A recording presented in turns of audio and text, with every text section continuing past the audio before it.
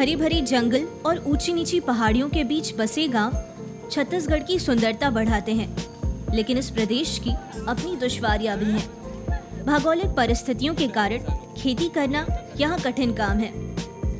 रायपुर से करीब 70 किलोमीटर दूर धमतरी जिले में एक गांव पड़ता है मगरलोड। दूर दूर तक फैली जंगल की खामोश वीरानी के बीच खेत कम ही नजर आते हैं, लेकिन इलाके में एक जगह ऐसी भी है जहां आपकी नजर ठिठक जाएगी।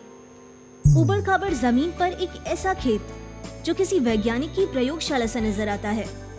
खेत में एक तरफ गोभी खिल रही है तो दूसरी तरफ देसी धनिया की खुशबू बिखरी है। सब्जी में तड़का लगाने के लिए मिर्च बोई है तो पालक और चौलाई के साग का भी इंतजाम है। ये तोरन पटेल का खेत है।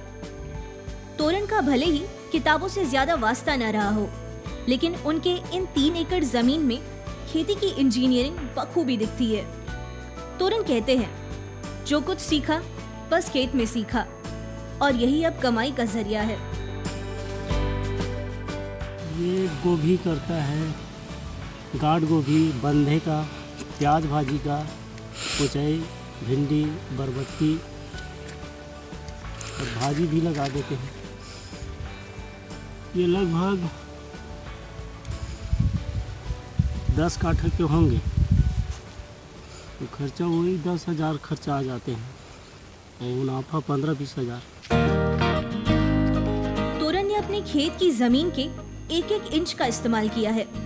समतल जमीन में फसलें तो है ही, जमीन के ऊपर भी कई फसलें लगाई हैं। स्टेकिंग यानी बाड़ विधि से टमाटर और लोबिया है, तो बांस के झाड़ के सहारे भी कई लता वाली सब्जियां नजर आएंगी। खेत की ये हरियाली तोरन और उनके पूरे परिवार की 10 साल की मेहनत का नतीजा है। उनके परिवार के ज्यादातर सदस्य सुबह शाम खेत में पसीना बहाते हैं। तोरन बताते हैं, 10 साल पहले ये मिट्टी भी वैसी ही थी, लेकिन कठिन मेहनत से ये कमाई का जरिया बनी है। तोरन के खेत में जो कुछ उगता है वो हाथों हाथ बिक जाता है। कई खरीदार तो सीधे उनके खेत पहुंच जाते हैं।